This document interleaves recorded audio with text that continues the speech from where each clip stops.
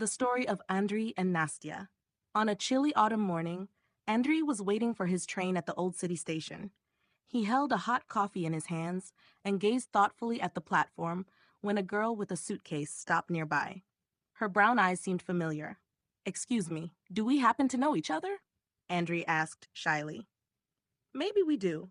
I'm Nastia. You're Andrii, right? We went to school, Nar. 7 together," she smiled. Andrii was surprised.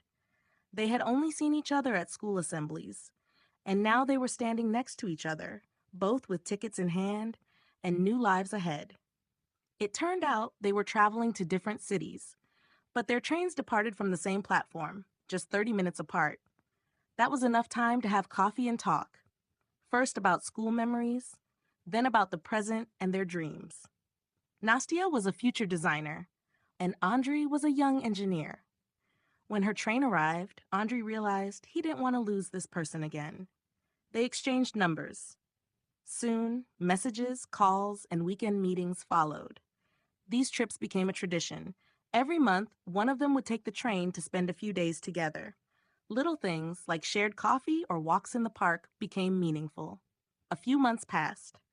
Nastia's internship was ending, and she was offered a permanent position at a design studio.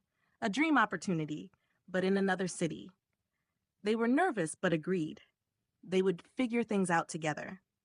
Andrii started looking for work nearby, and Nastia supported him however she could. Each visit to the station no longer felt like a farewell, but a step toward their shared future. Andrii eventually found temporary work in Nastia's city. They started searching for an apartment together, painting walls, arranging furniture. Nastia brought her paintings into their home, and Andrii made shelves and fixed small things. Their evenings were simple: tea, conversation, plans. But life was not just romance. Andrii's work was exhausting. He came home quiet, and Nastia often stayed late at the studio. One evening, they argued over a trivial matter, but realized it wasn't about the dishes. It was about fatigue and stress. After the argument, Andrii returned and said, "I don't want to lose you." Nastia replied, "Neither do I. We need to talk, even when it's hard." They learned to be a team. A year passed. Nastia had her first major exhibition. Andrii finished his contract and found a better job at the same company as a project engineer. They began saving for their own apartment. On the anniversary of their meeting, Andrii took Nastia to the same station and said, "I want us to keep going forward together." Nastia smiled, "Me too." Later, they moved into a small but cozy apartment.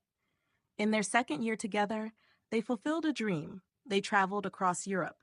Small stations, old cities, cafes, narrow streets reminded them of their first meeting. Nastia photographed Andrii at every platform and joked, "We have a whole love story on train stations." Andrii replied, "Then it must have been meant to be." Upon returning, they grew even closer. Andrii proposed to Nastia at the same spot where they had first shared coffee.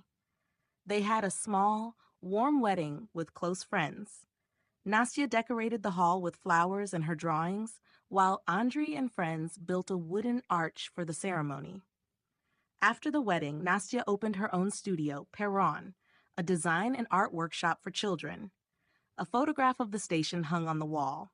Andrii was promoted and helped her set up the studio.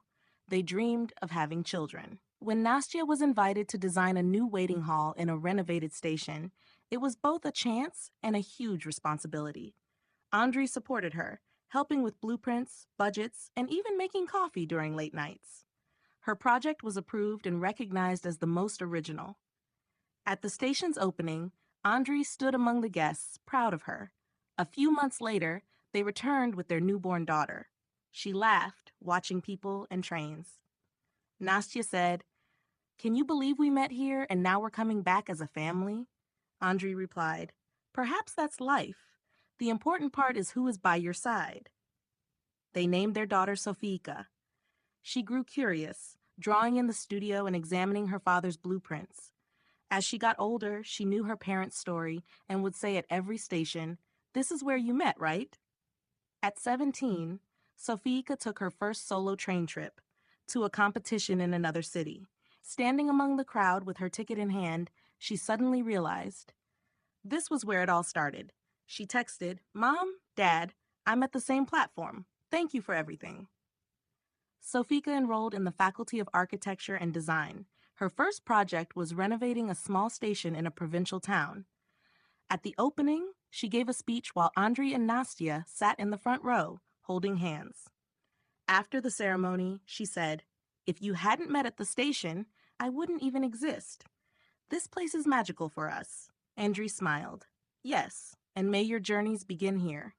Years passed. Sofika graduated and opened her own studio. Perron too. Andrii and Nastia traveled more, enjoying small joys.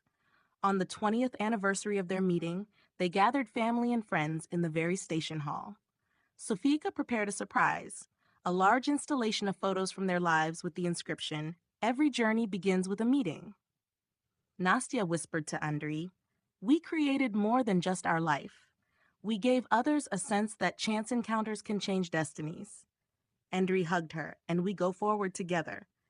They watched Sofika, the guests, and their life, which began as a chance meeting at an old station and grew into a family and a legacy. And they knew their story continues.